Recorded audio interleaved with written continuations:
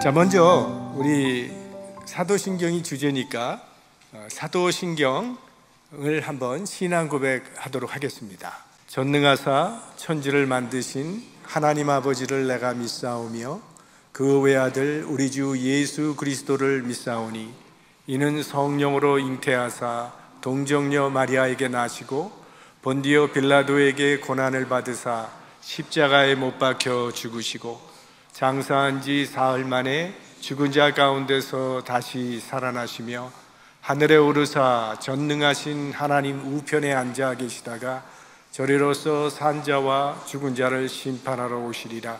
성령을 믿사오며 거룩한 공회와 성도가 서로 교통하는 것과 죄를 사하여 주시는 것과 몸이 다시 사는 것과 영원히 사는 것을 믿사옵나이다. 아멘. 자, 이 그리스도인들에게는 사도신경은 매우 익숙하지요. 우리가 주일날 예배 드릴 때마다 우리 목사님과 함께 사도신경을 고백하고 있습니다. 근데 이렇게 늘 반복하다 보면 이게 좀 기계적이 되기가 쉽고 주문처럼 되기가 참 쉽죠. 그래서 좀 더 의미 있는 신앙 고백이 되게 하기 위해서 사도신경을 공부하려고 합니다. 이건 일종의 조직신학 시간이 되는데요, 신학교에 가면 이 조직신학이라고 하는 과목을 배우게 돼요.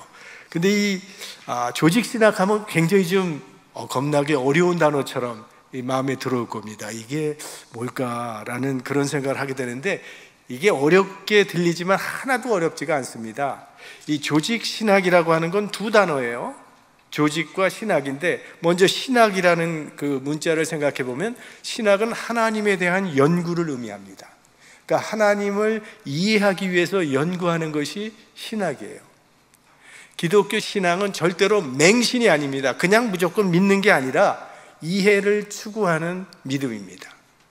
이게 우리 기독교 신학의 특징인데요, 그래서 신학교에서 배우거나 가르치는 사람을 신학자라고 부르지만 사실은 넓은 의미에서 모든 그리스도인은 전 신학자라고 생각합니다. 우리는 평생 하나님을 알기 원하고 있고 또 하나님에 대해서 배우는 사람이기 때문입니다. 오늘 여러분께서 왜 이 수요 예배 이 자리에 오셨습니까? 하나님을 더 알기 원하고 더 사랑하기 원하고 주님의 뜻대로 살기 원해서 오신 줄로 믿습니다. 우리가 평생 그 길을 가는 거예요. 우리는 아름다운 자연을 보면 하나님의 위대하심을 찬양하고 하나님을 높이는 그런 일을 하고 있어요. 그러면 그때 우리들은 하나님이 우주 만물의 창조주이심을 고백하는 창조신학자가 되는 거죠. 내가 어떤 어려운 고통이나 고난을 통해서 하나님께 더 가까이 가게 되고 하나님께 더 기도하게 됐다면 우리는 하나님은 합력하여 선을 이루시는 그 하나님임을 고백하는 섭리신학자가 되는 거예요. 그리스도인은 하나님의 관점에서 세상을 바라보는 사람들이고 하나님의 관점에서 인생을 바라보는 그리고 해석하는 사람입니다. 그런 의미에서 모든 그리스도인은 신학자죠. 우리가 다 하나님의 관점에서 세상을 보고 자기를 보는 사람들이니까. 그게 신학이라고 하는 단어고요. 그리고 그 신학이라는 단어 앞에 조직이라는 게 들어가 있잖아요. 조직이라고 하는 것은 뭐예요? 체계화된 구조. 체계화된 구조. 그러니까 조직 신학을 합히면 조직 신학이란 하나님에 대한 연구를 체계화한 학문이에요. 그게 조직 신학이에요. 한마디로 교리라는 거죠. 교리 공부하는 겁니다. 그러니까 오늘 여러분 그래도 첫 시간에 오셔서 굉장히 중요한 단어 하나를 건지신 거예요. 조직신학. 여러분 다른 사람들이 수요 예배 뭐 합니까? 여러분 뭘 배웁니까? 하면 나 조직신학 배운다고 이렇게 하세요. 그 좀 더 유식하게 하려면 Systematic Theology. 이게 신학교에서 쓰는 그런 용어인데 사실 따져보면 너무 간단한 거예요. 근데 이렇게 고리타분하게 교리를 배운다는 것이 과연 무슨 유익이 있을까 생각하시는 분들도 계실 수 있습니다. 근데요, 이 교리를 배운다는 것은 기초공사와 같은 작업입니다. 건물의 기초공사와 같아요. 건축할 때 보면 가장 신경을 많이 쓰는 데가 기초공사입니다. 거기에 시간도 많이 투자하고 돈도 많이 투자합니다. 왜냐하면 그 기초가 건물의 크기를 결정해요. 그리고 그 기초가 건물의 높이를 결정하는 겁니다. 얼마나 큰 집이 되고 얼마나 높은 집이 될 것인가 하는 것은 기초공사에서 다 결정되는 거예요. 그래서 기초가 감당할 수 있는 이상의 건물은 나오지 않습니다. 기초가 감당할 수 있는 그 한도 내에서의 건물만 세워질 수가 있는 거예요. 근데 이것은 건물만이 아니라 사실은 인생에도 그대로 적용된다는 거죠. 우리 인생의 기초가 얼마나 중요한지 모릅니다. 우리가 인생의 기초를 제대로 세우지 못하면 결코 하나님이 원하시는 삶에 도달할 수가 없습니다. 그래서 예수님께서 그 주옥 같은 산상수훈이라고 하는 설교를 하시면서 맨 마지막에 주시는 말씀이 그게 인생에 대한 교훈인데요, 두 집의 비유를 주시잖아요. 근데 이 두 집은 기초가 다른 집이라 그랬어요. 한 집은 모래 위에 세운 집이라고 하셨고, 또 한 집은 반석 위에 세운 집이라고 말씀하시면서, 모래 위에 세운 집은 홍수가 나고 바람이 불매 다 넘어진다 그랬어요. 그러나 반석 위에 세운 집은 든든하게 서 있다. 그건 집 얘기하시는 게 아니라 우리 인생에 대해서 말씀하시는 거죠. 그러면 예수님께서 말씀하신 그 반석이란 무엇인가 하는 거예요. 예수님께서 산상수훈의 마태복음 7장 24절에 그 반석에 대해서 이렇게 말씀하십니다. 함께 보죠. 그러므로 누구든지 함께 나의 이 말을 듣고 행하는 자는 그 집을 반석 위에 지은 지혜로운 사람 같으리니. 자, 그러니까 반석이 뭐예요? 반석. 이 말, 좀 더 구체적으로 하면 이 말을 듣고 행하는 그것이 반석 위에 지은 인생이라고 말씀을 하십니다. 그러면 이 말이라는 것은 뭘 얘기하는 거예요? 예수님의 말은 성경 말씀을 이야기하는 거죠. 그러니까 인생의 기초는 하나님의 말씀에 두어야 한다는 거예요. 왜? 하나님의 말씀만이 영원하기 때문에.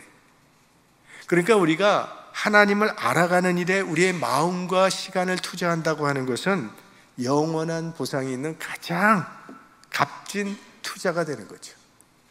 우리 인생을 살아가면서 우리가 건강에도 좀 투자를 해야 되잖아요.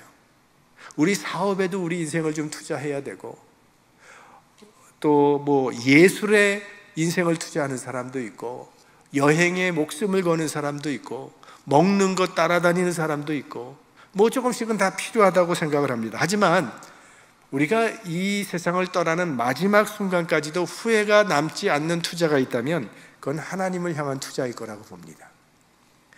내가 고 먹을 걸 못 먹은 게 참 후회스럽다. 마지막에 이 세상 떠나면서 그럴 사람 많지 않을 거예요. 내가 거길 가보고 싶었는데 거기 못 가본 게 천천히 후회가 된다. 이런 사람 많지 않을 겁니다. 마지막까지 영원한 보상이 되고 후회가 남지 않는 투자는 하나님을 향한 투자예요. 그래서 이 성경에 보면 우리가 현실적으로 고민하고 있는 여러 문제에 대한 해답이 다 들어 있습니다.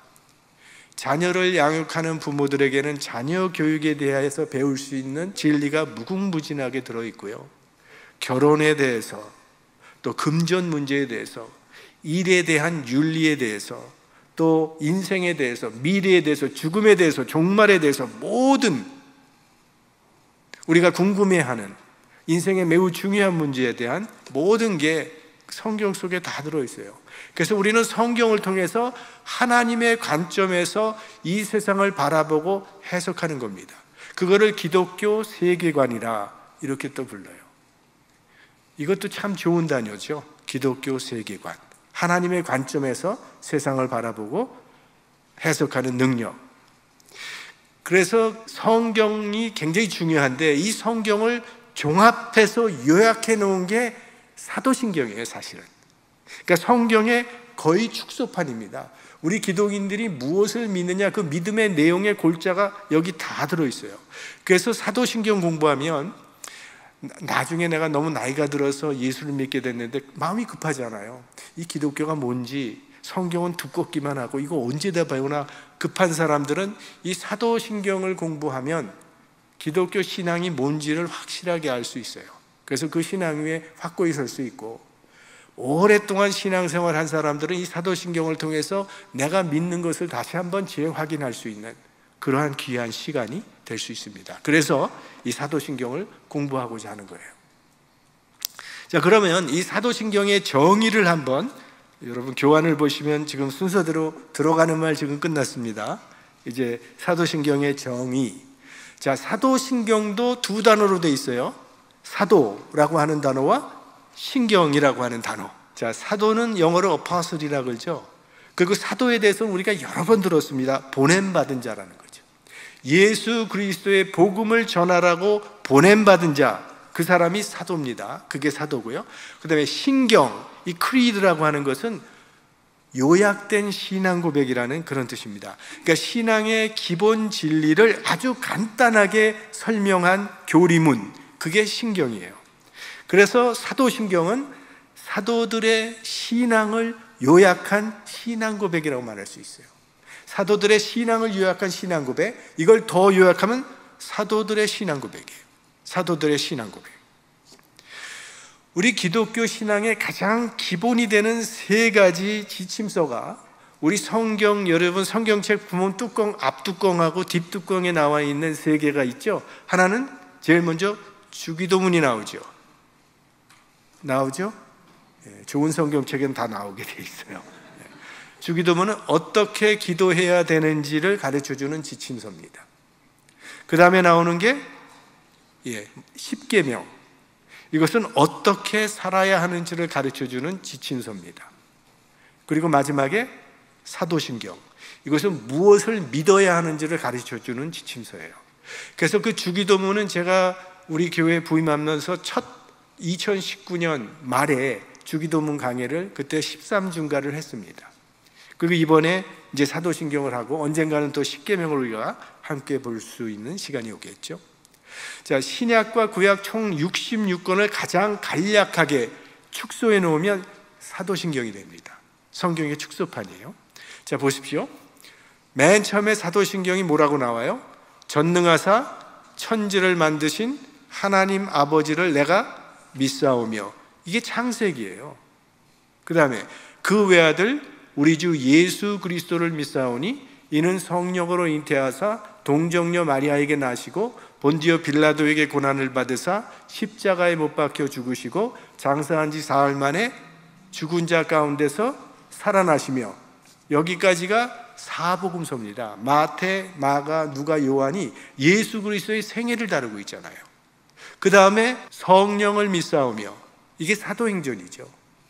사도행전을 성령행전이라 부르잖아요. 성령을 믿사오며, 그 다음에 거룩한 공회와 성도가 교통하는 것과, 이게 사도행전 이후에 나오는 서신들입니다. 특별히 바울 서신, 우리 성도들이 어떻게 살아가야 할 것이며 또 그 교회에 대한 지침이 나오는 게 그 부분이고요. 그 다음에 죄를 사하여 주시는 것과 몸이 다시 사는 것과 영원히 사는 것을 믿사옵나이다. 이게 성경 전체가 우리에게 가르쳐주는 교훈이에요.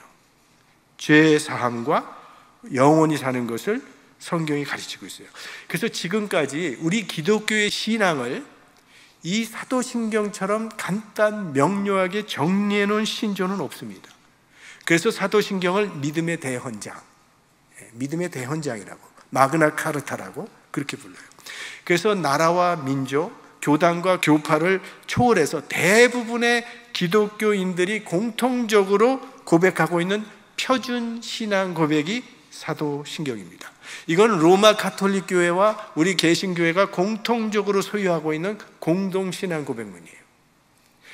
우리 개신교 중에서 몇 교파만 제외하고는 다 세계 모든 기독교인들이 똑같이 이 사도신경을 고백하고 있습니다. 신앙 고백을 하고 있어요. 요즘은요, 이단들도 사도신경을 고백합니다. 이단 아닌 것처럼 꾸미려고, 우리가 정통이라는 걸 좀 믿어달라고 사도신경을 해요. 그렇다면 이 사도신경이라는 게 얼마나 중요하다는 걸 우리 알 수 있잖아요. 이단이 아니고 싶으면 사도신경 고백하면 이단 아닌 것처럼 생각한다니까요. 그렇게 중요한 게 사도신경입니다. 그러면 이 사도신경의 기원을 좀 고찰해 보도록 하겠습니다. 이게 어디서 어떻게 생긴 것인가?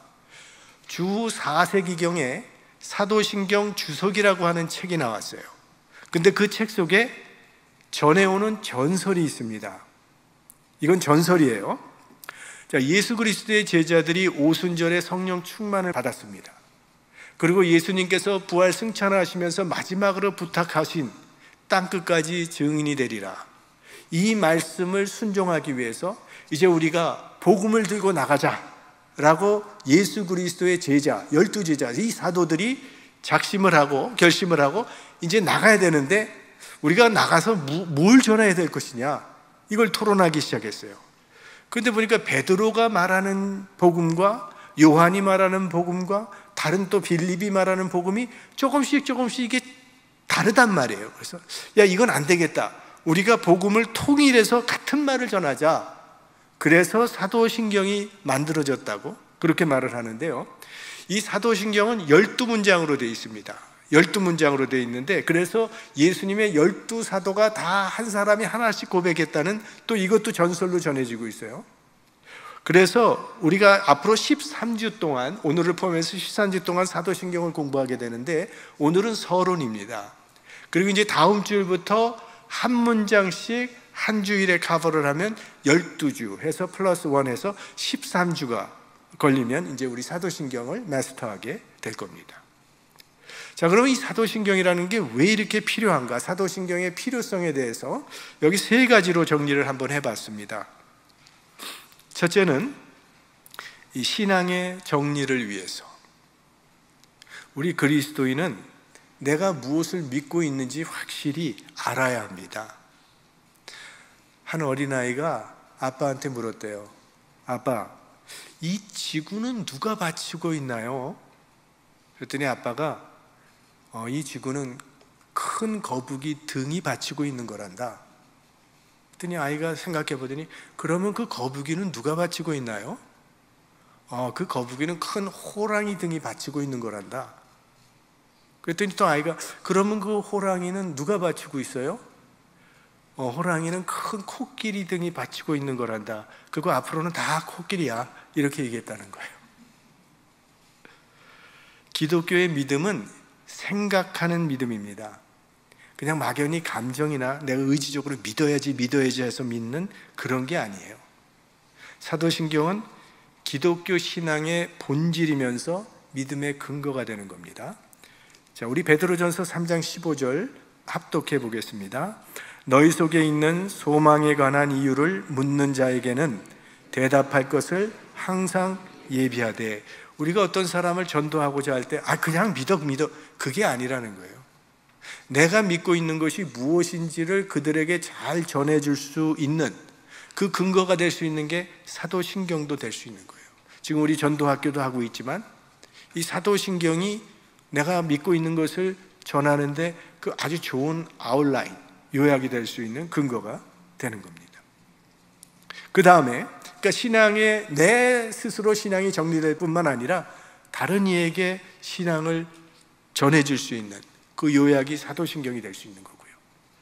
그 다음에는 주범과 표준 제공을 위하여라고 됐습니다. 이 표준이 없으면, 이 잣대라는 게 없으면 자기 마음대로 하나님의 형상을 만들어 섬기게 되는 거예요. 요즘에 한국도 그럴 거예요. 이 미국에는 굉장히 많은 사람들이요, 하나님 믿습니까? 그러면 yes, 믿는다 그래요. 그 다음에 예수님 믿습니까? 그럼 no 그래요. 하나님은 믿는데 예수님은 믿지 않아요. 그러면 교회는 다닙니까? 교회는 다니지 않는다 그래요. 자, 하나님은 믿는데 예수님은 안 믿는다면 이건 성경적인 신앙이 아니에요. 이게 표준이 있어야 된다는 거예요. 내 마음대로 난 하나님은 믿는데 예수님은 안 믿어도 되는 것도 영적이라고 말할 수 없다는 것은 성경의 표준이 그렇게 얘기하고 있기 때문에, 하나님을 믿는다면 예수님을 믿어야죠.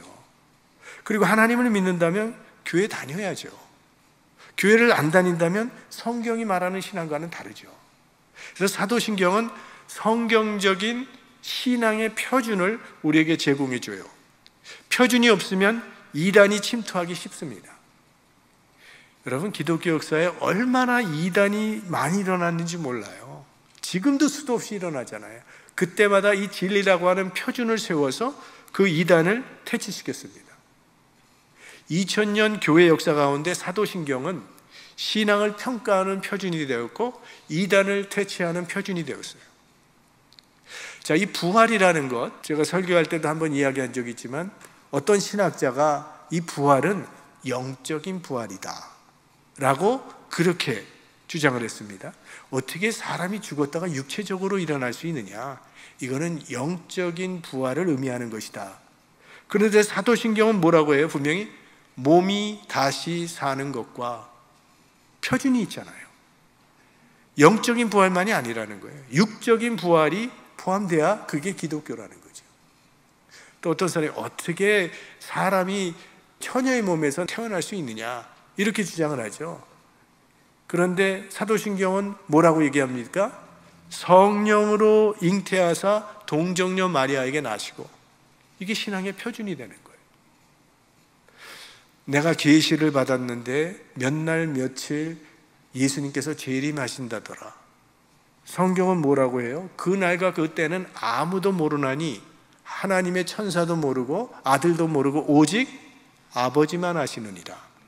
그러니까 성경, 사도신경, 이게 신앙의 표준이 돼서 이단을 퇴치할 수 있는 표준이 된다는 거죠. 그러니까 이단에 대해 우리가 가장 잘 대비할 수 있는 거는요, 이단을 공부하는 게 아니에요. 이 세상에 이단이 얼마나 많은데 통일교 하나만 공부하려고 해도 몇 년이 걸릴 텐데 그 많은 거 평생을 공부해도 이단 다 공부하지 못합니다. 이단을 대비할 수 있는 가장 좋은 방법은 내가 표준, 이 진리를 알고 있으면 되는 거예요. 그 진리 알고 있으면 이게 이단인지 아닌지 판명이 되잖아요. 그게 사도신경이요, 그게 성경입니다. 미국의 조폐공사 직원들은 이 위조 지폐를 발견할 수 있는 그 훈련을 받습니다. 근데 그 훈련이 뭔가 하면 위조 지폐를 공부하고 위조 지폐를 보면서 연구하는 게 아니라 진짜 지폐 갖다 놓고 하루 종일 8시간 그거 바라보고 만진다는 거예요. 진짜를 알면 가짜는 쉽게 식별이 된다는 거죠. 마찬가지죠. 신앙도 이단 공부할 필요 없이 내가 무엇을 믿는지 성경의 진리를 분명히 바로만 안다면 그건 저절로 해결될 수 있다는 거예요. 그래서 규범과 표준 제공을 위해서, 그 다음에 세 번째, 기독교 교육을 위해서. 원래 초기에는요, 이 사도신경을 세례 문답용으로 사용을 했습니다.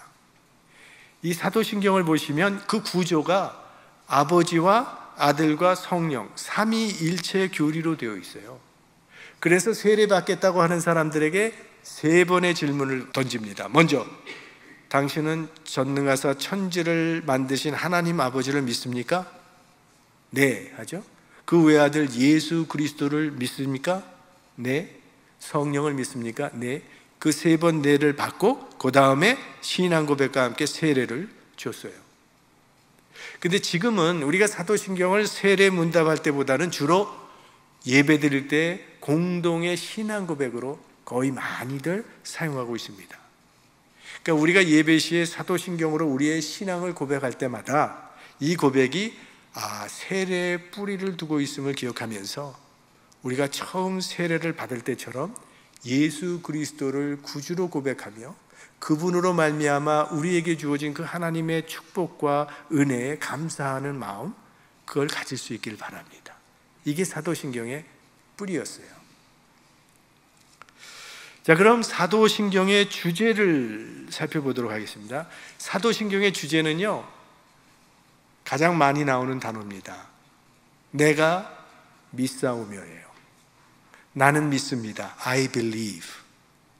그리고 여기 크레도라고 하는 거는 라틴어인데요, I believe예요. 이것도 라틴어로 나는 믿습니다가 크레도라고 하는 단어입니다. 오늘 여러분 정말 좋은 단어 많이 배우시는데 평소에 잘 쓰기 힘든 단어를 저도 막 쓰는데요, 조직시나 크레도, 나는 믿습니다. 자, 한국어 사도신경에는 이 믿습니다가 4번 나옵니다. 전능하사 천지를 만드신 하나님 아버지를 내가 믿사오며 그 외아들 우리 주 예수 그리스도를 내가 믿사오니 성령을 믿사오며 죄를 사하여 주시는 것과 몸이 다시 사는 것과 영원히 사는 것을 믿사옵나이다. 이렇게 딱 4번 나와요. 무슨 얘기인가 하면 하나님은 믿음의 대상이라는 그런 말씀입니다. 하나님은 내가 알고 난 후에 믿는 것이 아니라 믿으면 알게 되어지는 분이라는 거예요. 우리가 그 유명한 어거스틴이라고 하는 분을 우리가 늘 듣잖아요. 어거스틴이라고 하는 분은 신학자죠. 이 이성과 신앙의 관계에 있어서 신앙을 우위에 뒀어요. 왜냐하면 우리가 하나님을 알게 되고 하나님을 믿게 되는 것은 우리 이성으로 아는 것이 아니라 하나님의 말씀을 성령의 감동으로 인해서 믿게 됨으로 하나님을 믿는 것이다. 그러므로 신앙이 이성 위에 있는 것이다. 이렇게 말을 했어요. 그 다음에 신앙은 그러면 믿으면 끝나느냐? 더 이상 탐구가 필요 없는 게 아니라는 거예요. 신앙은 이해를 추구한다는 거예요. 그래서 내가 하나님을 믿은 후에는 하나님을 점점 더 이해해 가기를 원한다는 거죠. 그래서 나는 알기 위해서 믿는다. 이해하기 위해서 믿는다. I believe in order to understand God. 그러니까 이 접근 방식이 다르죠. 이성을 통해서 하나님을 아는 것이 아니라 내가 하나님을 믿음으로 하나님을 알아간다는 거예요. 그게 우리 기독교인들이 갖고 있는 신앙과 이성의 관계라고 볼 수 있죠. 여러분, 인간의 머리로, 우리가 이성으로 인간의 머리로 다 알 수 있는 하나님이라면 그 하나님이 과연 참 하나님일 수 있겠습니까? 인간의 이성은 한계가 있는데 어떻게 그 한계로 하나님을 다 이해할 수 있다는 거예요? 그건 하나님일 수가 없죠. 왜? 하나님은 우리의 이성보다 훨씬 더 큰 분이시니까 우리 이성에 담을 수 있는 하나님이 아니라는 거죠. 그래서 인간의 이성과 논리로는요, 하나님의 존재를 증명할 수도 없고 부정할 수도 없는 겁니다. 우리보다 훨씬 큰 분이니까.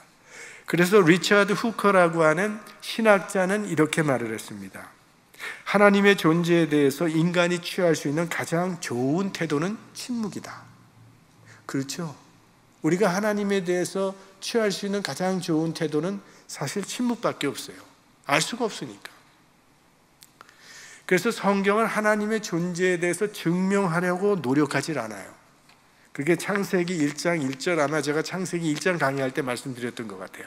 태초에 하나님이 천지를 창조하시니라. 그냥 하나님을 전제하고 시작해요, 성경은. 이래서 하나님이 존재한다가 아니라 하나님은 있는 분으로 전제하고 시작합니다. 인간이 하나님을 알 수 있는 유일한 방법은 하나님이 인간에게 자신을 알려주는 거예요. 그러기 전에는 절대로 우리는 하나님을 알 수가 없습니다.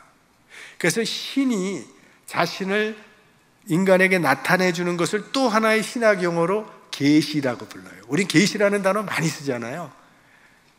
하나님이 우리에게 자신을 나타내 보여주는 것을 우린 계시라고 해요. 그래서 기독교를 계시 종교라고 그렇게 말합니다.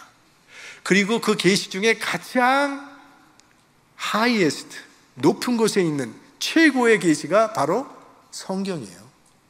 하나님의 계시가 가장 정확하게 그리고 완성되어서 우리에게 주어진 게 이 성경책이라는 거예요.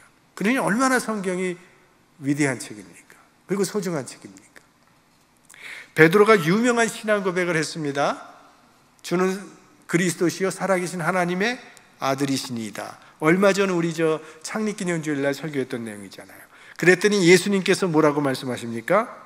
이를 내게 알게 하니는 혈육이 아니요 하늘에 계신 내 아버지시니라.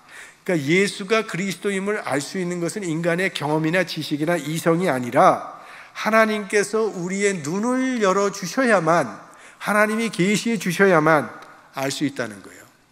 계시가 있어야 된다는 거죠. 자, 민수기에 보면 발람이라고 하는 선지자라고 부르기도 좀 뭐한 점술가가 있었습니다. 그 발람과 나귀의 이야기를 여러분 기억하시지 않습니까? 이스라엘 백성들이 출애굽을 한 후에 약속의 땅 가나안 땅에 들어가고자 했을 때 모압 왕, 그 사람의 이름은 또 발락이에요. 발락.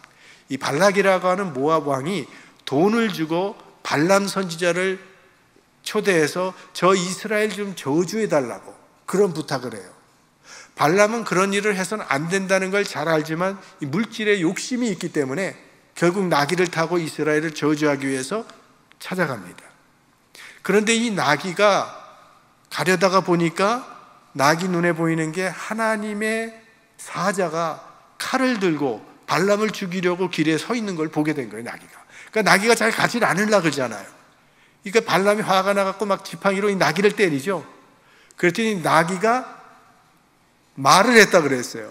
사람의 말을 하는데 그 동시에 무슨 일이 일어나냐 하면 발람의 눈이 열려서 여호와의 사자가 칼을 들고 자기를 죽이려고 하는 모습을 보게 됩니다.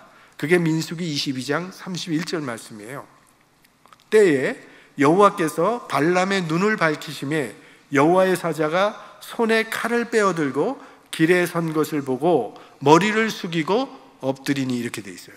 여기 보면 여호와께서 발람의 눈을 밝히심에 라고 할 때 이 밝히시다는 단어가 바로 계시라고 하는 단어입니다. 계시.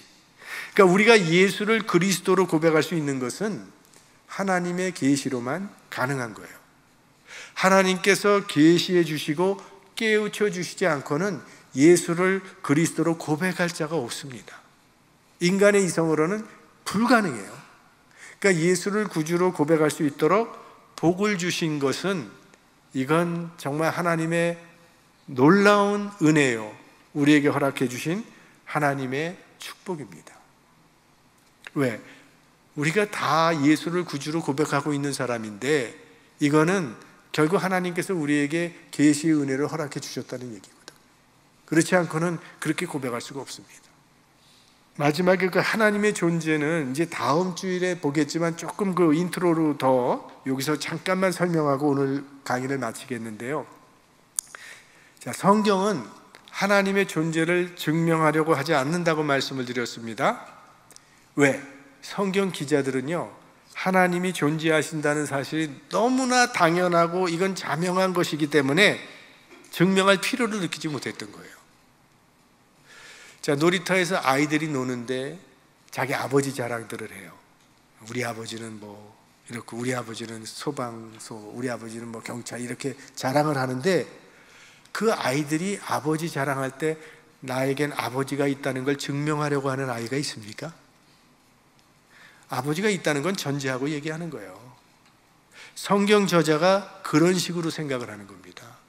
하나님은 증명할 필요가 없는 거예요. 당연히 계신 분이기 때문에 그걸 전제하고 얘기하는 거죠. 시편 53편 1절 말씀은 보면 이런 말씀이 있죠. 어리석은 자는 그 마음에 이르기를 하나님이 없다 하도다. 저희는 부패하며 가증한 악을 행하며 선을 행하는 자가 없도다. 이렇게 말을 했어요. 여기 한번 자세히 생각해 보시면 어리석은 자라고 말씀하시는 이 어리석은 자는요, 지적인 어리석은 자를 얘기하는 게 아닙니다. 잘 보시면 부패하며 가증한 악을 행하며 선을 행하는 자가 없다. 즉 이건 도덕적인 어리석음을 의미하는 거예요. 자신의 행위가 부정하고 악하기 때문에 하나님은 없다고 합리화하면서 부정하는 그런 사람들, 이게 어리석다고 지금 말을 하는 거예요. 하나님은 사실 머리로 알 수 있는 분이 아닙니다. 믿음으로 알게 되는 분이라고 말씀을 드렸는데, 그렇다면 우리가 하나님을 믿는 건 정말 50대 50 도박하는 것처럼 무조건 있다고 믿어보는 것인가? 그렇지는 않습니다. 우리가 결혼 전에 데이트라는 걸 하잖아요. 그냥 없이 결혼하신 분이 있을지도 모르지만 대개는 결혼 전에 데이트를 합니다. 데이트를 하는 이유는 뭐예요? 그 사람을 좀 알아가기 위해서 하는 거 아니에요. 그러나 그 사람을 100% 압니까? 데이트에서? 사실 서로 속고 속이는 거잖아요. 데이트하면서도 막 서로 속고 속이는 게 많은데, 데이트하면서 어느 정도 그 사람을 알만하다 하면 그걸 근거로 해서 결혼으로 들어가는 거예요. 믿을 만한 이유가 믿지 못할 만한 이유보다 더 많다고 생각하면 그렇게 결혼의 서약에 임하게 된다는 것이죠. 하나님을 믿는 것도요, 믿지 못할 이유보다 믿을 만한 이유가 더 크기 때문에 믿는 거예요. 하나님의 존재를 믿을 수 있는 근거가 성경에 여기저기 많이 나오지만, 그 유인물에 여러분 제가 드린 그 로마서 1장 19절 20절 말씀이 이게 좀 대표적인 말씀이라고 볼 수 있는데요, 우리 한번 합독해 보겠습니다. 이는 하나님을 알만한 것이 저희 속에 보임이라. 하나님께서 이를 저희에게 보이셨느니라. 창세로부터 그의 보이지 아니하는 것들, 곧 그의 영원하신 능력과 신성이 그 만드신 만물에 분명히 보여 알게 되나니, 그러므로 저희가 핑계치 못할지니라. 하나님의 존재를 알 수 있는 근거를 두 가지로 제시했습니다. 먼저는 19절이에요. 우리 속에 하나님을 알만한 것이 주어졌다고 말을 합니다. 이게 뭘 얘기하는 거겠습니까? 우리 속에, 양심의 계시를 말하는 겁니다. 우리 안에 알만한 것이 주어졌다는 거예요. 여러분, 동물과 인간이 다른 점이 있습니다. 동물은 먹고 자는 1차적인 욕구만 만족이 되면 더 이상 문제가 없어요. 만족하고 살아가요. 그런데 인간은 1차적 욕구가 만족이 돼도 계속 갈급해요. 인간들은 저 사람은 무슨 걱정이 있을까? 저렇게 성공을 했는데. 그 사람도 여전히 갈급합니다. 동물들에겐 그런, 여러분 고독한 돼지 보셨어요? 고독한 돼지는 없어요. 막 좋아서 웃는 돼지도 없고요. 그건 인간들에게만 있어요. 제가 한국에 있을 때 학생 시절에 딱 한 번 고고장이라는 데 갔어요. 딱 한 번밖에 안 갔어요, 저는. 그래서 그 고고장 이름도 기억이 나. 팽고라는 데가 있었어요. 그래서 거기 갔는데 난 춤도 못 추는데, 근데 그냥 서 있어만 해도, 그냥 가만히 있어도 춤추는 것 같더라고요. 막 라이트들이 막 반짝반짝 하니까. 아무튼 거기 갔는데 우리 친구들이랑 같이 딱 보니까 내 친구 하나가 테이블에 앉아 있는데 뭘 열심히 쓰더라고요. 근데 자꾸 보는데 뭘 써. 그래서 제가 뭘 쓰나 굉장히 궁금하더라고요. 그래서 이제 나중에 제가 테이블에 앉고 그 녀석 나갔을 때 뭘 썼냐고 이렇게 봤더니 이 껌 은박지 있죠? 껌 은박지에다가 썼는데 뭐라고 썼냐면 나는 고독하다 이렇게 썼어요. 근데 걔가 우리 친구 중에서 제일 좋은 대학 다니던 친구예요. 그리고 그때 걔는 걸프렌드도 있었어요. 그리고 집안이 굉장히 훌륭한 집안입니다. 아주 뭐 잘 살 뿐만이 아니라 부모님이 굉장히 훌륭한 그런 석학의 집안인데, 뭐가 고독한 거예요 도대체? 인간은 혼자 있어도 고독하고요, 같이 있어도 고독하고, 결혼해도 고독해요. 평생 고독함이 있어요. 왜 그러는 거예요? 왜 고독이 해결되지 않는 이유가 뭡니까? 우리 인간은 영적 존재이기 때문에 그런 거예요. 영적인 존재예요. 그래서 인간에게는 종교 본능이 있죠. 제가 여러 번 사용한 성경 구절이지만 전도서 3장 11절 말씀, 하나님이 사람에게 영원을 사모하는 마음을 주셨느니라. 왜 하나님께서 우리에게 영원을 사모하는 마음을 주셨을까요? 하나님을 찾으라고. 그 갈급함으로 인해서 하나님을 찾아가라고 영원을 사모하는 마음을 우리에게 주신 거예요. 그래서 인간은 하나님을 만나야만 영혼의 평안을 얻게 돼 있어요. 우리에게 평안을 안 주시는 것은 우리를 괴롭히려고 하는 것이 아니라 하나님을 찾아오라는 거예요. 그래서 어거스틴이 이런 말을 했죠. 우리의 영혼이 그리스도에게 돌아가실 때까지는 결코 평안함이 없나이다. 아까 말한 그 친구는 지금 교회 장로로 잘 섬기고 있습니다. 평안을 얻은 거죠. 그 다음에 두 번째, 하나님이 존재하신다고 하는 근거는 아까 20절 말씀, 만드신 만물에 분명히 보여 알게 된다고 그랬어요. 그러니까 만물, 하나님께서 만드신 만물을 보면 하나님의 손길이, 호흡이 거기에 들어있다고 말하는 거예요. 이걸 자연계시라고 얘기하죠. 자연계시. 자연을 보고 이게 우연히 생겼다고 믿는다면 난 그거야말로 엄청난 믿음이라고 생각됩니다. 사실 우린 상식적으로 모든 사물에는 원인과 결과가 있다는 것을 알고 있잖아요. 그냥 결과가 있는 건 아니잖아요. 반드시 원인이 있잖아요. 내가 이 땅에 존재한다는 것은 우리 부모님이 있기 때문에 존재하는 거고, 우리 부모님이 이 땅에 존재한다는 건 우리 할아버지 할머니가 있기 때문이고, 계속 올라가 보면 아담과 하와가 있고, 아담과 하와의 제1원인은 하나님이 되는 거죠. 원인이 없이 어떻게 결과가 생기냐 말이에요. 우리 인간의 몸의 구조를 보면 이 몸이 아주 정말 목적하에 만들어졌다라는 것을 다 얘기해요. 필요 없는 게 하나도 없다는 거예요. 이 눈썹이 왜 있어요? 눈썹 타투 하는데 눈썹 타투 해봐야 빗물을 못 막아요. 그거는 빗물과 땀이 눈에 들어가면 얼마나 고통스러워요. 그거 눈썹이 방지해 주는 거고요. 속눈썹은 왜 있는지 아세요? 이 속눈썹이 있는 이유는요, 우리 눈 속에는 항상 수분이 촉촉하다 그럽니다. 자다가 일어날 때 속눈썹 없으면요, 눈 뜰 때 굉장한 고통이 되는 거예요. 눈뜨기 싫어진다는 거예요. 그래서 속눈썹이 있는 거죠. 잘 때도 이 속눈썹에 공기가 들어갔다 나왔다 하기 때문에 건강한 눈을 유지할 수 있도록 그렇게 만들었다고요. 코는 왜 입 위에 있어요? 음식 먹으려고 입에 넣을 때 냄새를 통해서 이게 썩었는지 싱싱한지 식별할 수 있도록. 하여간 그렇다고들 얘기들 하는데, 여러분 빛의 속도 우리 기억하시죠? 1초에 지구를 7바퀴 반을 도는 속도니까 이건 상상을 초월하는 속도죠. 그런데 요번에 나사에서 웹 허블이라 그러나요? 굉장히 큰 허블을 하나 우주에 날렸잖아요. 그래서 그거 이제 그 픽처가 오는데 기가 막힌 너무나 멋있는 그런 그 사진들이 오는데, 그걸로 지금 요즘에 얼마 전에 발견한 게 지구에서 가장 먼 별이 빛의 속도로 129억 광년을 가면은 그 별이 나타난다는 거예요. 129억 광년. 그러니 우주라는 게 얼마나 넓습니까, 이게. 그리고 그 넓은 우주 안에 얼마나 많은 별과 얼마나 많은 행성들이 거기 있어요. 그런데 그것들이 다 질서를 유지하고 있다는 거죠. 그게 질서를 유지하지 않으면 종말이 오는 거죠. 질서를 가지고 운행을 하고 있는데 이건 다 설계자가 있다는 것을 증거한다는 거예요. 이게 우연히 생겼다고 하는 사람들이 있는데, 여러분 엠파이어 스테이트 빌딩에 올라가서 기역, 니은, 디귿, 리을 쫙 우리 한글 알파벳 넣고 가나다라 이렇게 해놓은 다음에 수십만 장의 카드를 들고 엠파이어 스테이트 빌딩 꼭대기에서 뿌렸어요. 근데 내려가서 보니까 춘향전이라고 하는 책이 만들어졌어. 이거 믿을 수 있겠어요, 여러분? 불가능한 일이에요.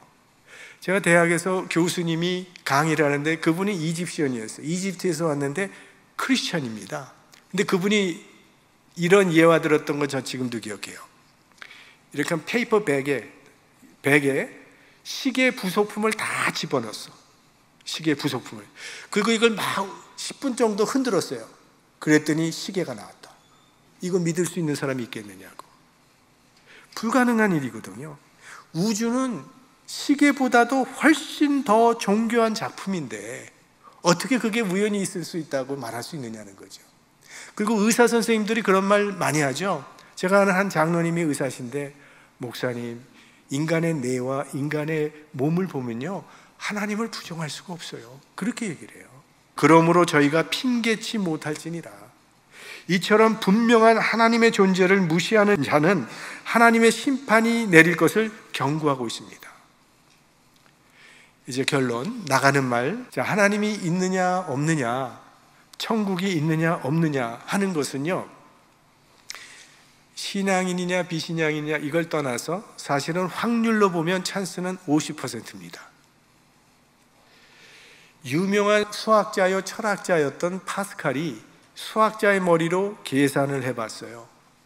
내가 평소에 천국이 있다고 믿고 살았는데 죽은 후에 보니까 이건 말짱 거짓말이었다. 천국이 없다면 내게 손해날 것이 무엇인가를 계산해봤다. 계산해 본 거예요. 그랬더니 별로 없더라는 거예요. 그렇게 계산이 나와요. 그런데 만일 천국이 정말 존재한다면, 내가 준비만 했었다면 갈 수 있었던 천국을 내가 놓쳐버린다면 그건 내 인생에 돌이킬 수 없는 막대한 손해라는 수학자의 계산입니다. 그러면서 천국은 우리가 그냥 포기해버리기에는 너무나 어마어마한 도박이다, 이렇게 얘기를 했어요. 이것은 없을지도 모른다고 그냥 지나쳐버리기에는 너무나 엄청난 도박이라는 거예요. 여러분, 비행기 추락률이 50%라면 여러분 비행기 타시겠어요? 50%의 확률이라면?